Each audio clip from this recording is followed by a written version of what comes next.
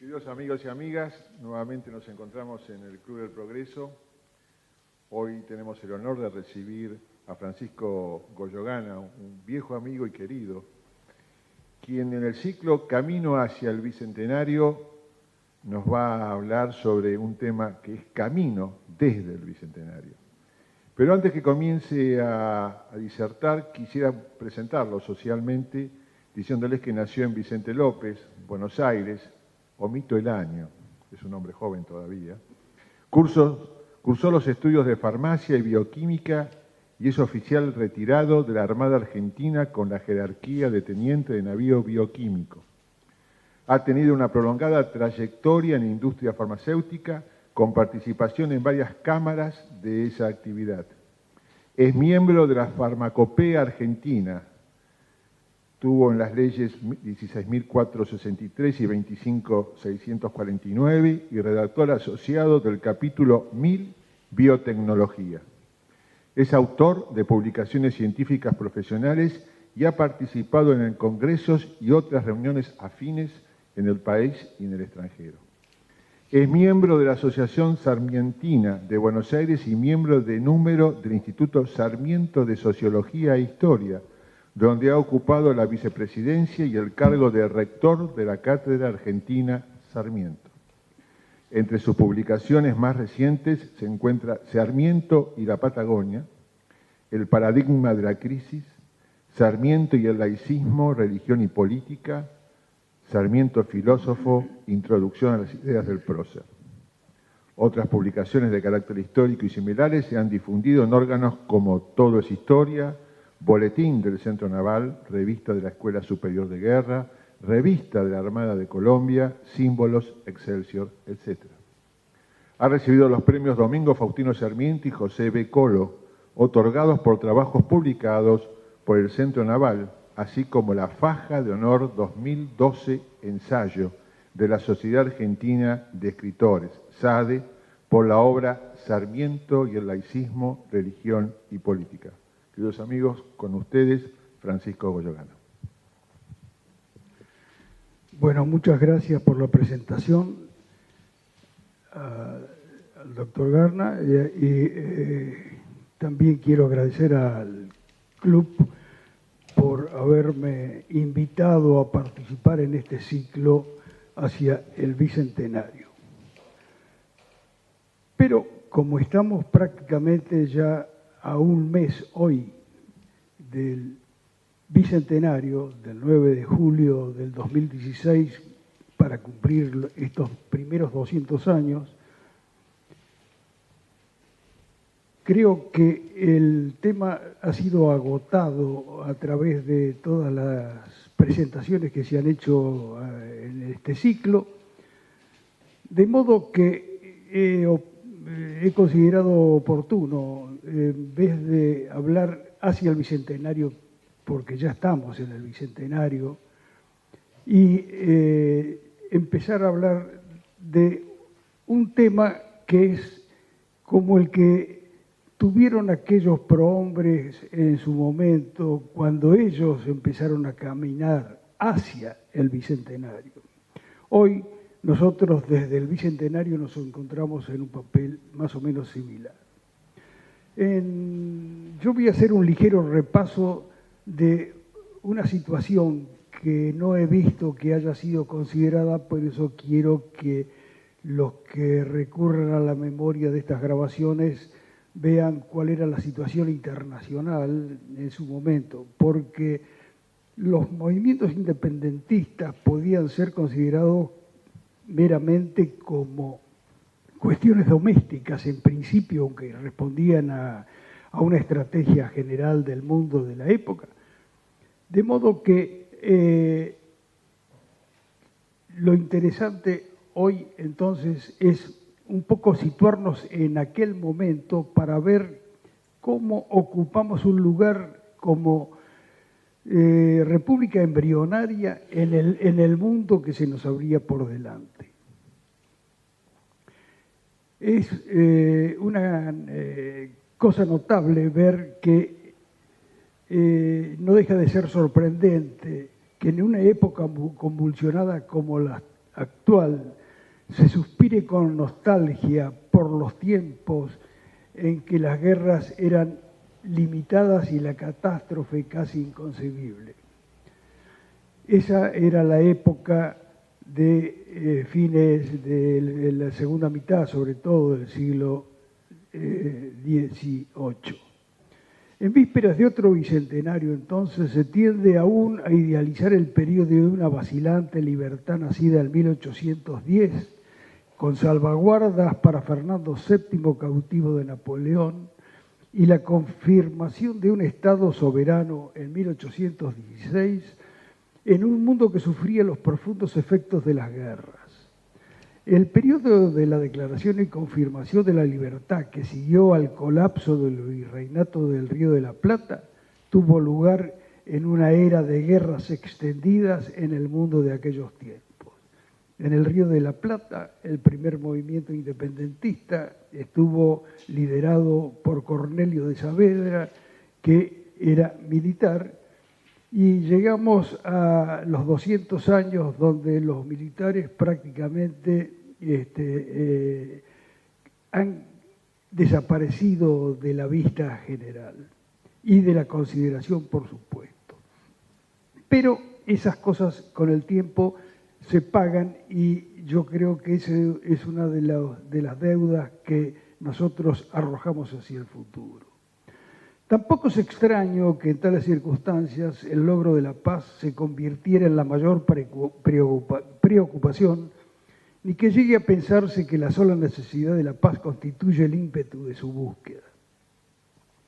Las épocas que en retrospectiva parecen más pacíficas son las que menos buscaron la paz. Aquellas cuya búsqueda de la paz parece interminable son las menos capaces, al parecer, de alcanzar la tranquilidad. Siempre la paz, concebida como la eliminación de la guerra, ha sido el objetivo principal de una potencia o un grupo de potencias, y el sistema internacional ha estado a merced del miembro más violento de la comunidad internacional. Siempre que el orden internacional ha reconocido que ciertos principios no se pueden violar, ni siquiera en aras de la paz, la estabilidad basada en un equilibrio de fuerzas ha sido, por lo menos, concebible. Así pues, la estabilidad no ha solido ser el resultado de una búsqueda de la paz, sino de una legitimidad generalmente aceptada. La legitimidad, tal como aquí la entendemos, no debe confundirse con la justicia. No significa más que un acuerdo internacional acerca de la naturaleza de los arreglos funcionales y acerca de los objetivos y métodos aceptables de la política exterior. Implica la aceptación del marco del orden internacional por todas las grandes potencias, por lo menos hasta el punto en que ningún Estado esté tan descontento que exprese su insatisfacción en una política exterior revolucionaria. La República debería esperar entonces hasta el gobierno del presidente Mitre para llegar a tener el reconocimiento de España después de los movimientos de 1810 y 1816. Ya veremos qué tan tarde fue. Un orden legítimo no vuelve imposible los conflictos, pero limita el campo de los mismos. Y esto vale para el futuro. Habrá guerras quizá, pero se librarán acordes a la estructura existente y la paz siguiente se justificará como una expresión mejor del consenso general legítimo. La situación del Río de la Plata seguía el compás en aquel tiempo a la reconstrucción política de Europa después de la guerra napoleónica, desde la captura de Fernando VII hasta alrededor de 1822. La Revolución Francesa concluyó el siglo armonioso y estable de la Ilustración en un holocausto destructor. Napoleón se dio a la tarea de llevar la revolución a todos los rincones de Europa. Se había roto el marco de las relaciones tradicionales y el problema consistía en la elaboración de un marco nuevo basado en ideas de libertad, igualdad y fraternidad que tenían una connotación e importancia desconocidas en el siglo XVIII. Cuando Napoleón fue derrotado en Rusia, el problema de la construcción de un orden legítimo se le planteó a Europa en su forma más concreta. Napoleón había arremetido contra las monarquías europeas y era necesaria la restauración de ese mundo de rígido conservadurismo con el trabajo de dos figuras señeras, que fueron Castlereagh, secretario británico del Exterior, quien negoció el arreglo internacional, y el ministro austríaco Metternich, quien lo legitimó desde el gobierno del Congreso de Viena, que era la sede de la Santa Alianza. La guerra de Napoleón en España pareció haber confirmado las expectativas de Metternich. Por primera vez Napoleón se enfrentaba a un enemigo que no se rendía tras perder la primera batalla y cuyos recursos no aumentaban los de Francia. Los primeros reveses del ejército de reserva de Napoleón sacudieron el mito de su invencibilidad. Hemos aprendido un gran secreto, escribió Metternich en 1808. Napoleón solo tiene un ejército, decía Metternich. La Grande Armée y los reclutas de Francia no son mejores que los de otras naciones. Esa concepción llegaría al Río de la Plata para impulsar la independencia, ahora desde la colonia virreinal contra la monarquía de la Corona de Madrid. Un mundo restaurado, que era lo que perseguía el Congreso de Viena, para restaurar las monarquías que había derrocado Napoleón, encerraba sus propios enigmas. Castlereagh, que respondía a la monarquía insular británica, cargaba con una reciente declaración de independencia americana inspirada en la filosofía política de John Locke, que además era otro inglés. Habiendo sido derrotadas Prusia en 1806 en las batallas de Jena y Auerstadt y Rusia en 1807 en la de Friedland, los tratados de Tilsit hicieron a Napoleón dueño y señor del continente europeo. Solo Gran Bretaña y su armada separaban a Napoleón del mundo de aquella época. Más tarde, en fecha vecina al Congreso de Tucumán, Napoleón sucumbiría finalmente el 18 de junio de 1816 en la batalla de Waterloo.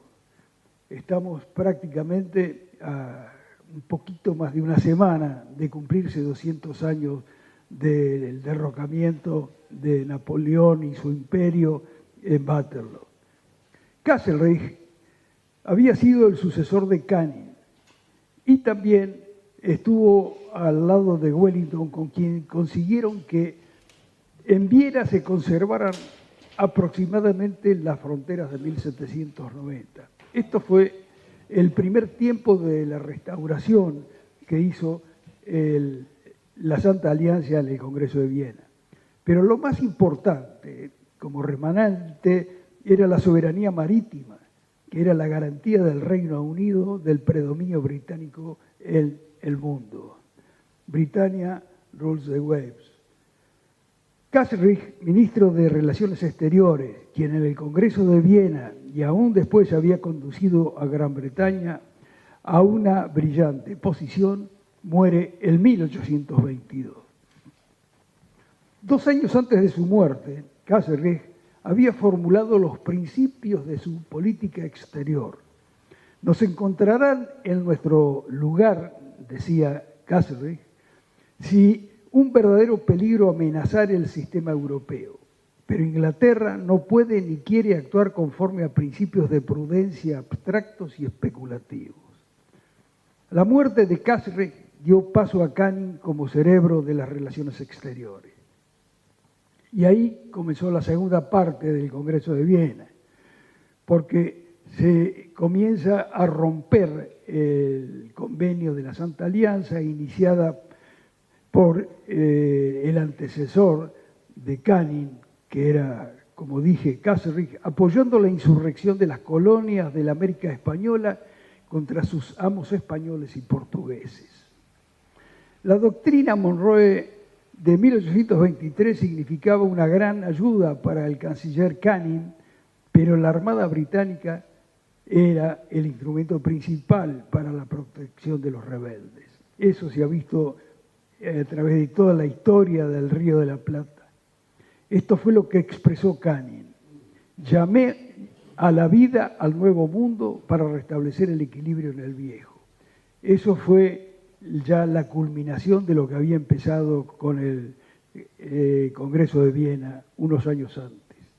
Valía el antecedente del 9 de julio de 1816, que había declarado la independencia del rey Fernando VII, sucesores y metrópolis, pero hubo que esperar al 31 de diciembre de 1824 para que Gran Bretaña comunicara a través del Foreign Office a sus representantes en Europa que el Reino Unido había reconocido, precisamente en Europa, la independencia de Buenos Aires junto con la de México y Colombia.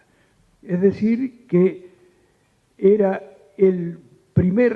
la primera potencia del mundo de la época que reconocía la soberanía de Buenos Aires. Esto significaba la existencia real de la soberanía de estos nuevos estados por una gran potencia europea, que la alejaba de virtualismos hasta entonces de carácter más bien doméstico. Es decir, que una nación para que exista tiene que tener el reconocimiento del concierto mundial. En América, para esta parte del mundo, los Estados Unidos ya habían reconocido la independencia de la germinal República Argentina el 4 de mayo de 1822. Pero en aquella época Estados Unidos estaba muy por detrás del nivel de gran potencia mundial que era el Reino Unido. En tanto, proseguirían las negociaciones de la independencia argentina por el Reino de España, que se conseguiría definitivamente en la presencia de Mitre el 7 de junio de 1864. Habían debido pasar algo así como 54 años para que España reconociese la pérdida de sus colonias en América y entre ellas la del ex virreinato del Río de la Plata. Decíamos al principio que en el fin del camino hacia el Bicentenario se nos plantea arrancar desde el mismo para el futuro.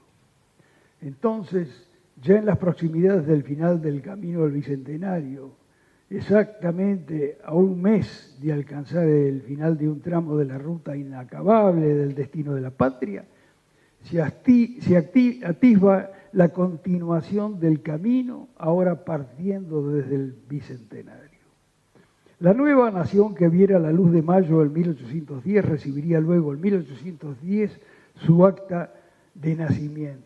Es decir, fue un parto en dos tiempos. Su destino afrontaría la descomunal y fascinante tarea de transformar aquellos desiertos subpoblados en la admirable y grande nación que llegamos a ser. No fue posible soslayar una infancia y adolescencia sin dolores. Un primer sobresaliente tutor, Rivadavia, que fue quien negoció el reconocimiento con Canning, fracasó por el pecado de adelantarse a su época. Las primicias inculcadas estaban inspiradas en las ideas filosóficas, políticas y económicas que dieron fundamento a las revoluciones norteamericana y francesa del siglo XVIII. Dentro de un gran impulso con amplitud de miras, proyectado para la construcción de una nación moderna, el gobierno de Rivadavia dirigía una administración que debía apoyarse siempre en la opinión pública, dentro de la que figuraban los intelectuales de la época que leían a Benjamin Constant, Antoine de Tracy, a Jeremy Bentham.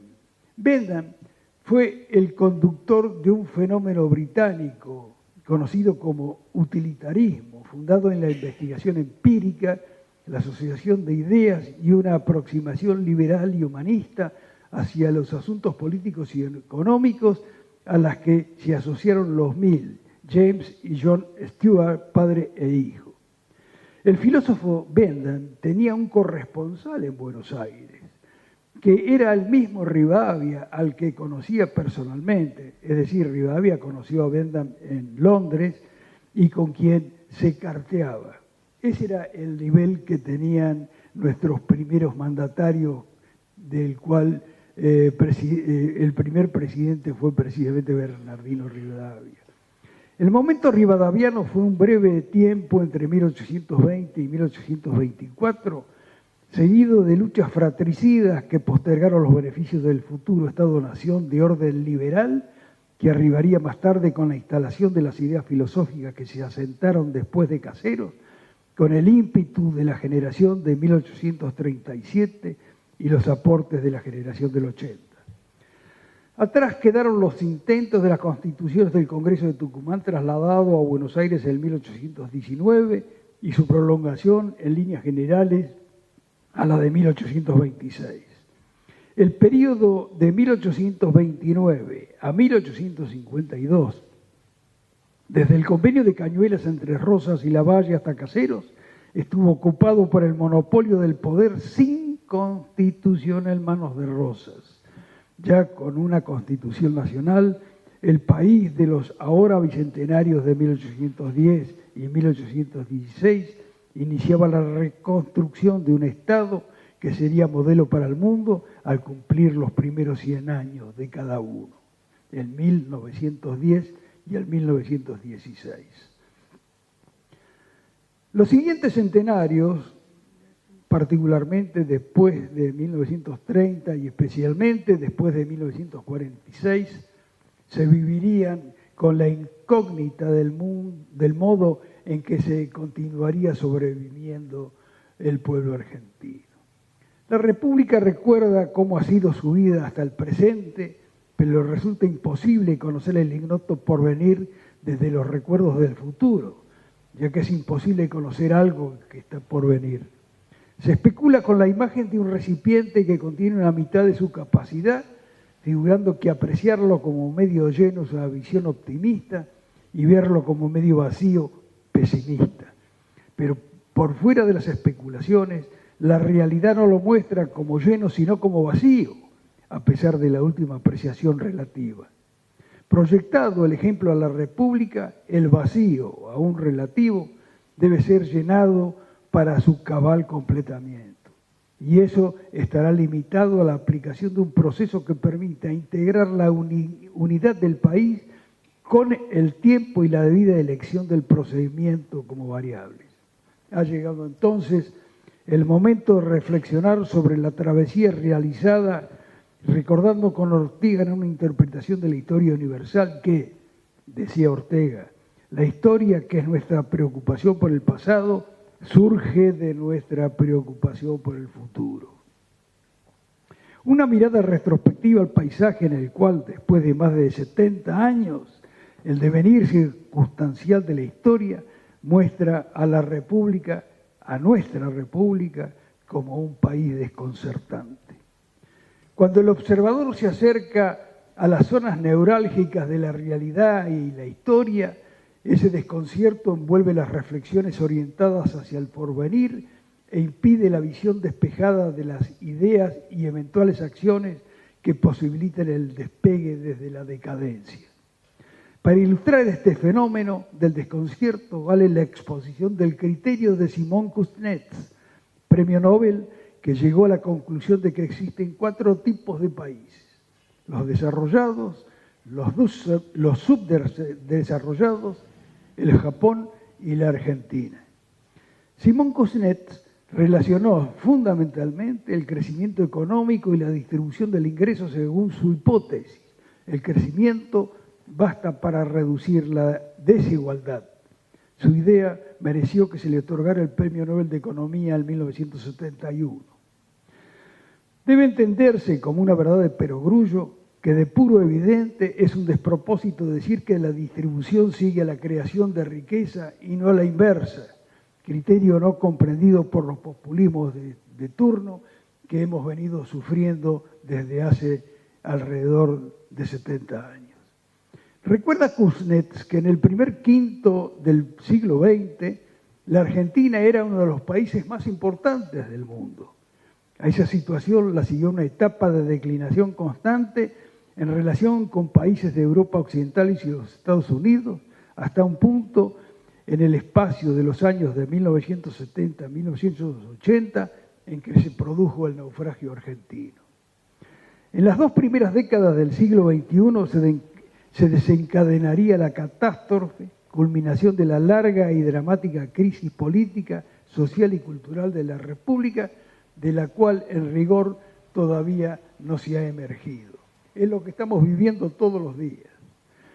El colapso actual es obra de los responsables de los desacuerdos que siguieron a la crisis del 2001, pero tampoco fueron ajenos a equivocaciones, efímeras ilusiones y delitos de los que los precedieron, salvedad hecha de algunas buenas intenciones interrumpidas y por ende malogradas. El pasado ayuda a la comprensión del presente y hasta el intento de proyectar el porvenir.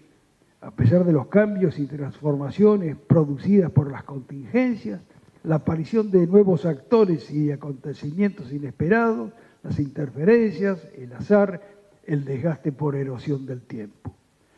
La ventaja de la visión retrospectiva es la de conocer las consecuencias de comportamientos a lo largo de más de 70 años, cuyo ejemplo debe servir para evitar la repetición de errores, aún a riesgo de que las enseñanzas se extraigan ocasionalmente conclusiones equivocadas. Imposible negar que el presente y el pasado se relacionan en un acoplamiento de continuidad y discontinuidad, de permanencia y cambio, pues aún siendo opuestos están unidos a la vez por su misma oposición. Para ver esto con claridad es suficiente hojear la prensa escrita, escuchar la radio, ver la televisión de todos los días. Esta lógica también se da entre el presente y el futuro, y los proyectos actuales forjan las precondiciones del futuro, futuro que es desconocido e imprevisible a nuestros ojos de hoy. El cambio de paradigma operado a fines de 2015 en la República constituye ciertamente un estímulo para la autocrítica, el análisis introspectivo, el análisis de conciencia, reconocer el grado de las faltas propias y requiere necesariamente un ejercicio de memoria histórica. El resultado conseguido deberá guardar, sí, el nivel de responsabilidad que le cabe a cada analista para adjudicar sus juicios a las proporciones del poder y capacidad de decisión de los actores, así como a las ideas que han sostenido en sus acciones.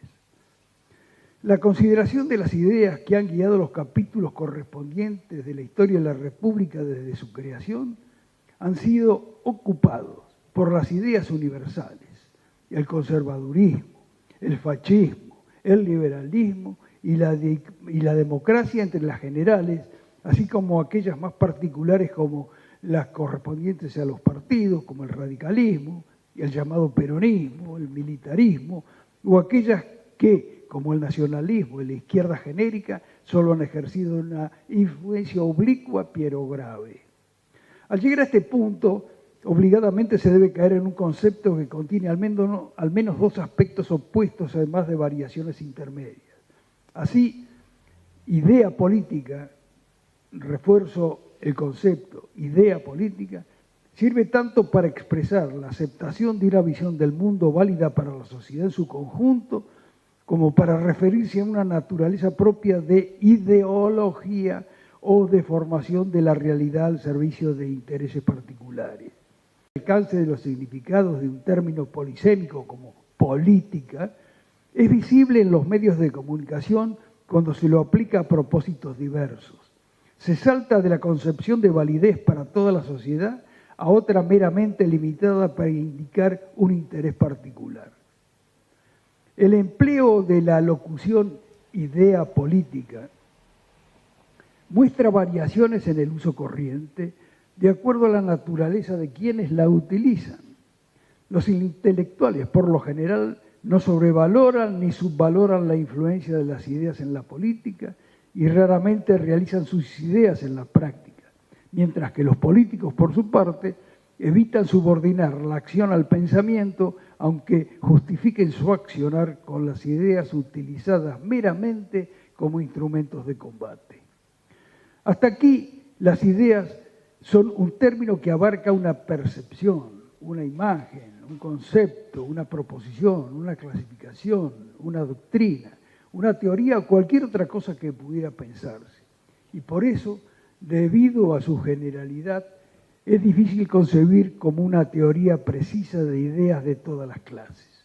Las ideas son valores aplicados por el hombre en el juego de los elementos que constituyen el quehacer filosófico y circulan en un nivel en el cual se proponen y se discuten, se defienden o se cambian. Pero el arte difícil de acosar las ideas, arte al que se reduce el método filosófico, también debe admitir que en un nivel profundo existen valores que no se discuten, simplemente se tienen y eso constituye las creencias. Como síntesis, y volviendo a recordar a Ortega refiriéndose a los valores, sean las ideas o las creencias, el filósofo expresaba: así como el hombre conjuga corazón y cerebro en el existir cotidiano, no puede evitar que en el quehacer intelectual deba fundir íntimamente el sentir al pensamiento. No es ocioso, por lo tanto, preguntarse por qué los políticos eligen determinadas concepciones filosóficas y no otras. ¿Por qué Irigoyen eligió a Karl Christian Krause y Perón a Karl von Clausewitz? Así como también indagar por qué en determinadas circunstancias históricas sectores de la sociedad han sido arrastrados por emociones colectivas inspiradas en ideologías cuyos creadores desconocían hasta el nombre. Ni los conductores ni las masas pueden aislarse de las ideas predominantes en el país y en el mundo. Las corrientes políticas son consecuencia de las circunstancias, pero a la vez, aunque deformadas, tergiversadas y corrompidas por los hombres de acción, ejercen influencia sobre la situación que les originó. Lejos de reducir las ideas a la política o la política a las ideas, Max Weber se niega a sustituir una interpretación causal, unilateralmente materialista de la cultura y de la historia, por otra espiritualista igualmente unilateral. Ambas, dice Max Weber, son igualmente imposibles. La compleja realidad humana solo puede ser abordada en sus múltiples dimensiones, evitando de ese modo las unilateralidades y las interpretaciones parciales reducidas a una sola causa. Asoma ahora un nuevo paradigma político a la luz de que la historia es un argumento sin final, quizá capaz, en el mejor de los casos, de enriquecer y no de resolver el problema, refractario por principio a las verdades canónicas y a los dogmas de la fe. Este paradigma novedoso se ha topado con una cuestión no menor, que es la de la decadencia de la República, y cuya resolución no ha sido posible todavía, pese al esfuerzo de historiadores, politólogos, economistas y ensayistas que se han limitado a dar explicaciones siempre provisorias. Queda, por lo tanto, develar hasta donde sea posible el misterio del fracaso de la República. Fracaso cuyo desarrollo se ha incrementado en un periodo considerado como democrático desde 1983, simplemente porque se ha disipado el factor militar en el tablero de los juegos del poder. La política, por otra parte, es la lucha por la administración del poder, la acción individual o colectiva que aspira a influir en el cuerpo de gobierno de un grupo social de cualquier clase o tamaño. Mirar hacia el futuro significa contemplar la praxis política dentro de un criterio general de la acción en los términos más amplios, situación que plantea aspectos particulares que consideran problemas como la acción racional, la relación entre los planes y las políticas, la relación entre las acciones individuales y las colectivas. Este aspecto de la praxis política incluye estimar si una ciencia política puede ser al mismo tiempo científica y estar moralmente comprometida, constituyendo una teoría de la acción. Por otra parte, se encuentra la política epistemológicamente realista que contribuye a la comprensión de los asuntos sociales, que a su vez es necesaria para su rediseño y su administración racional y realista. Este análisis repara en el aspecto práctico de la política considerada como una tarea profesional o bien como la participación de individuos que no han hecho de la política una profesión específica. En la actualidad es posible advertir la presencia de personas que provienen de otro campo que el de la política tradicional en términos profesionales. Por ejemplo, funcionarios del Estado que provienen del terreno de los negocios, de las ciencias, de las artes, orígenes diferentes de aquellos que han hecho de una política una profesión. Muchos de estos probablemente no seguirán una carrera política por carecer de ambiciones para ello. Están experimentando que pasar de lo privado a lo público es más complejo de lo que parece. Vienen de un mundo competitivo y eficiente y deben pasar a un mundo ordenado por los votos, los ratings, en los que no gobierna una empresa individual, sino dentro de un rol social que es el espacio de las expectativas y de las empresas del Estado.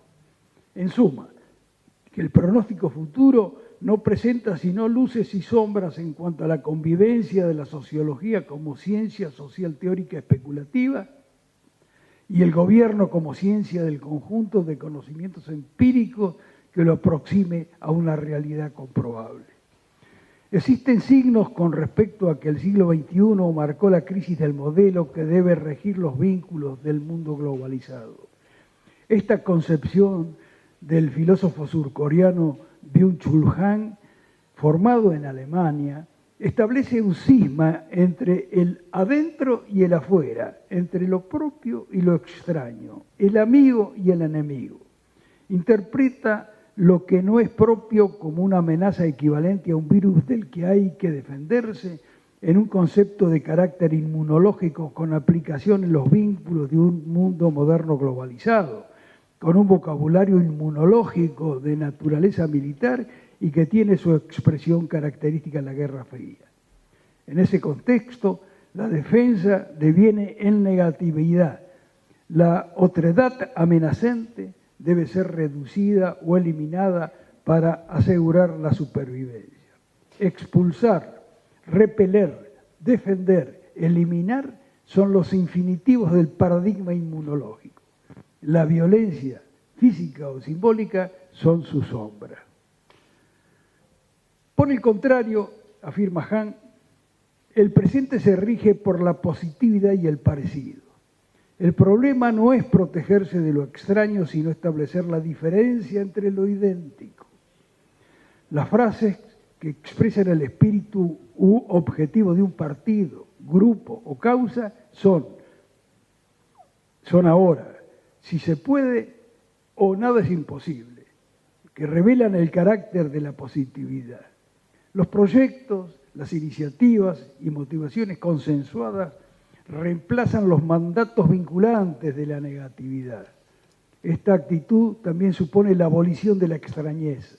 Lo extraño se sustituye por lo exótico y el turismo lo recorre. El turista o el consumidor que ya no es un sujeto inmunológico. Han, como filósofo, ejerce la crítica social. Por lo tanto, no todo es de color rosado, sino que la nueva cultura no descarta violencia y alienación. Por debajo del acuerdo para rendir y hacer, sostiene Han, corre el debilitamiento de los vínculos y la desesperación.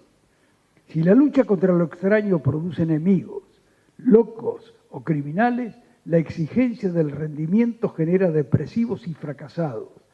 Las enfermedades de la globalización, dirá Han, no son infecciones provocadas por virus, sino verdaderos infartos neuronales, como sucede en la depresión, el trastorno fronterizo o el síndrome de desgaste ocupacional. Continuo, hasta es posible establecer una analogía entre estos conceptos y la política argentina. El kirchnerismo duro es un buen ejemplo del paradigma inmunológico. Su razón es la de establecer fronteras y polarizar. Impulsa la lucha por la hegemonía donde no cabe el acuerdo y es una lucha a muerte donde no cabe otra cosa que la victoria, por lo que es el enemigo el que amenaza la supervivencia. Un ideólogo kirchnerista como Ernesto Laclau se ha ocupado de introducir las ideas nazis de Carl Schmitt en el pensamiento de la izquierda y esencialmente de oponerse a la democracia republicana, como lo afirma en su libro La razón populista, en la cual incluyó entre sus admirados líderes populistas a una serie compuesta con Mussolini, Hitler, Mao, Perón, McCarthy, Ceausescu, Tito, Milosevic, Berlusconi, Bossi, Haider, Le Pen y Chávez. Crecen los indicios de que el paradigma inmunológico se encuentra en trance de colapso. Son varios los episodios que así lo señalan, como la Realpolitik del encuentro entre los Estados Unidos y Cuba, o la actividad de Francisco, que tuvo su pupilaje con el kirchnerismo, aunque le ponga mala cara luego al nuevo paradigma político. No obstante, a los cambios manifiestos, es posible que sea temprano para eludir la memoria de la teoría del conflicto, que tiene en la oposición la permanencia en el antagonismo, la lucha de los opuestos, a pesar de que Maquiavelo señaló el lado creador del conflicto con la lucha entre patricios y plebeyos, que fue el impulso para la grandeza de Roma. Hobbes parece haber revivido el kirchnerismo, cuando sostenía que la sociedad ponía a los hombres fuertes frente a los demás, de modo que cada ser humano se convirtiese en un lobo para otro semejante, que no era otra cosa que el viejo pensamiento de Plauto repetido por Francis Bacon y luego por Hobbes como Homo hominis lupus, suscitándose de ese modo la guerra total, la lucha de todos contra todos. Sin embargo, Hobbes consideraba una única forma de poner orden en ese caos a través de un pacto social a modo de precursor de Rousseau, según la fórmula the mutual transferring of right is that which men call contract, fórmula a la cual el kirchnerismo no se aproximaba lo más mínimo cuando iba con todo. La transferencia mutual del derecho es aquella que se llama contrato. Ese era el pensamiento de Rousseau, todavía posiblemente válido. Como siempre, los viejos tiempos deben ceder espacio a los que vienen, y de la misma manera que lo hace la luz de los amaneceres, se vislumbra que las nuevas ideas aparecerán progresivamente por días, meses o años. Se cuenta que Albert Einstein solía decir que era una locura seguir haciendo lo mismo y esperar resultados diferentes. A Einstein le correspondió revolucionar la física y a un presidente de la República encauzarla hacia el progreso que ofrece el futuro. La Argentina tendrá elecciones legislativas en el año 2017 que serán de vital importancia para seguir un rumbo de orden y progreso cotidiano. No puede distraerse de la advertencia de John Stuart Mill cuando indicaba con precisión que un punto débil de la democracia representativa, según él, era que no todos los individuos estaban igualmente preparados para elegir el mejor modelo de los gobiernos. Si bien la autoridad superior del Estado navegará la primera mitad de su recorrido, pero la tarea legislativa seguirá siendo crítica a menos que las cámaras obtengan un estado de equilibrio, sobre todo en tiempos en los que el Poder Judicial se encuentra presumiblemente en profundas conmociones. Tanto el Poder Legislativo como el Poder Judicial, ustedes la realidad la tienen a la vista. Los primeros pasos a dar en el camino desde el Bicentenario, que es lo que estamos tratando de ver ahora, serán cruciales para la afirmación de las características que han sido tradicionales en la construcción institucional de la República.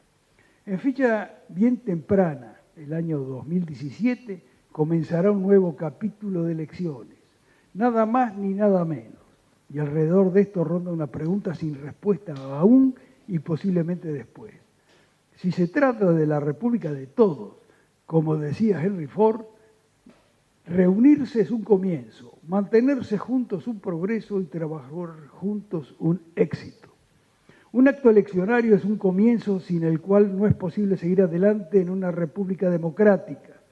Mantenerse juntos luego de las elecciones, en que habrá unos que ganen y otros postergados, en la realidad actual no será más que un milagro y por consiguiente el éxito de trabajar juntos menos que una ilusión.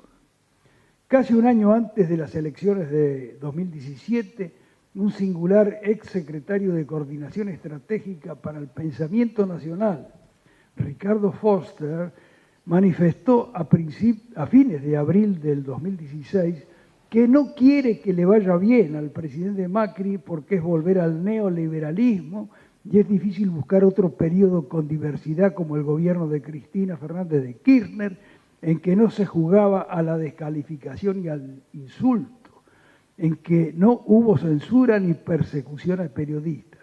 Repito lo que decía este señor Foster. Afirmaba que en la época de Cristina Fernández de Kirchner no se jugaba a la descalificación y al insulto, en que no hubo censura ni persecución a periodistas. Este personaje partidario del monopolio del pensamiento oficial del Estado kirchnerista, Foster, parece encaminarse a la vieja práctica de planear el derrocamiento de aquellos gobiernos que no sean peronistas, partiendo de la premisa dogmática de que solamente los peronistas pueden gobernar. Con el antecedente más lejano de Frondizi, que en el peor de los casos debe ser sometido a un último análisis, bien claros quedan los gobiernos de los presidentes Alfonsín y de la Rúa, que pudieron estar incursos en la violación del artículo 36 de la Constitución Nacional. La lucha contra el despotismo nunca fue fácil. El sistema electoral es la llave del sistema representativo. Alberdi entendía que elegir es discernir y deliberar.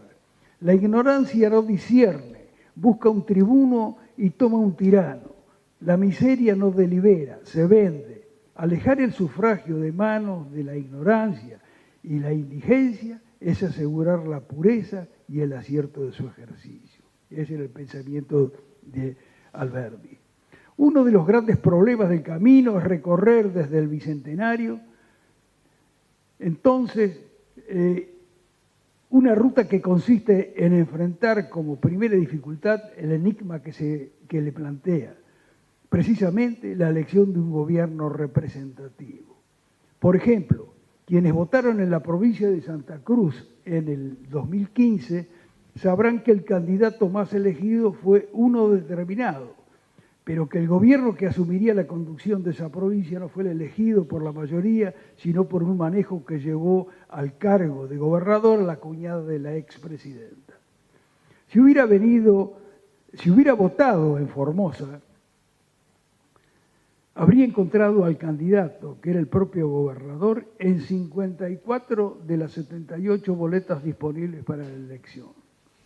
Fuera de Santa Cruz y Formosa, en Jujuy, se habría preguntado sobre la razón de que el candidato que asumiría el gobierno provincial compartía la boleta con Sergio Massa, Margarita Stolbizer y Mauricio Macri. Es decir, tenía 4 votos o 4 sistemas de votos para elegir, que además se competían entre sí. Por supuesto, nada de esto es ilegal.